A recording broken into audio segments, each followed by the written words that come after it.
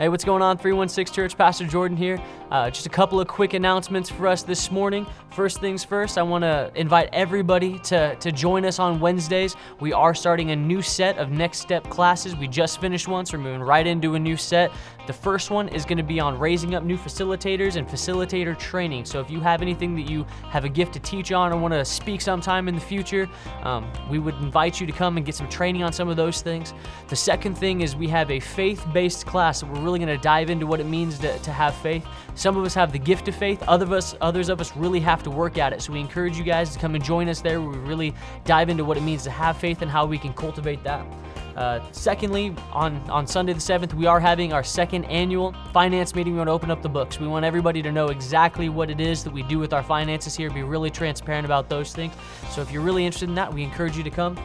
Thirdly, we still need volunteers for our kids. Our kids are important, man. So if on Wednesday nights you know anybody, if you know anybody who knows anybody who might be interested in a paid position, so we can get our kids taken care of, so we can take those classes, we encourage you to contact us and let us know. We still need volunteers as well for our Sunday rotation. There are two ways we give back. We give back with tithe and we give back with time. We got to serve our babies too, so that's something that we're asking you pray about and maybe move that direction.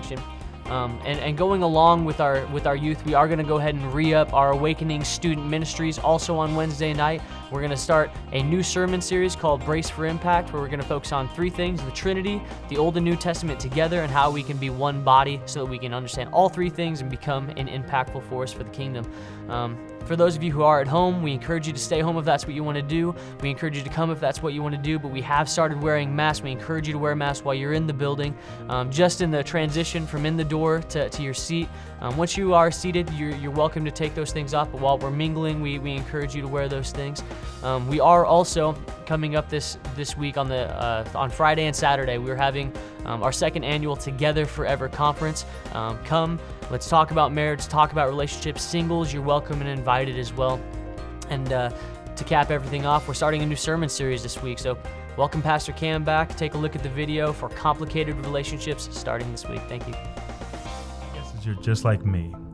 We have several different types of relationships: friends, co-workers, mother-in-laws, father-in-laws, neighbors, enemies, Facebook friends. I mean, the list goes on and on and on how many different types of relationships we have. But God has designed us for community, and we are a people of belonging. But the question is, what happens when those relationships get complicated? I mean, we once were close, but now there's a strain or there's a break in relationships. Starting on February 7th, we're going to start a brand new series titled Complicated Relationships. During this season, we're going to learn why relationships can be so complicated and how to navigate through them. Join me as we look at one of the most interesting examples of a complicated relationship in the Bible between two men, King Saul and David. I hope you join us and invite your complicated friend.